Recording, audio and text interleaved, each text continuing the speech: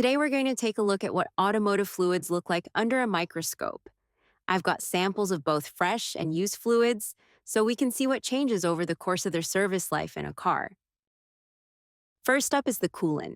Its job is to draw heat away from the engine and protect the system from corrosion.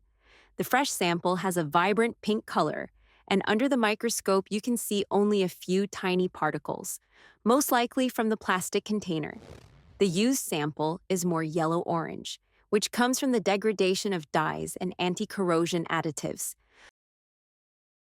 Under the microscope, it contains far more contaminants, deposits from the cooling system, small bits of seals, microscopic droplets of oil, and corrosion products from metal components, which appear as dark, irregular structures.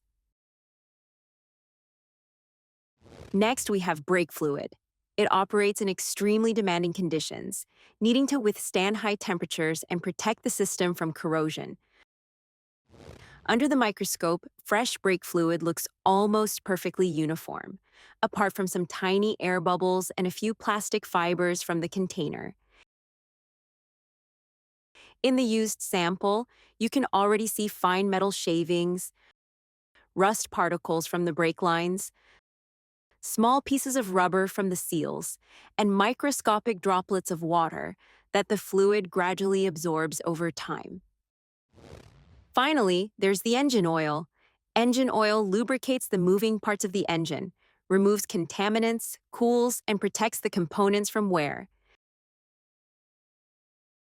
In the fresh sample, you can see just a few particles, mostly coming from the container or gloves.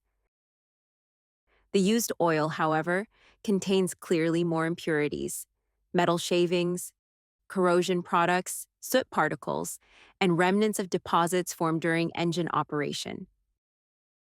All three fluids circulate through systems made of metal components, which is why the contaminants we see under the microscope are often similar. Metal shavings are a natural result of component wear, and rust appears when moisture gets into the system or when the fluid loses its protective properties. Observations like these help show just how important regular fluid changes and good fluid quality really are.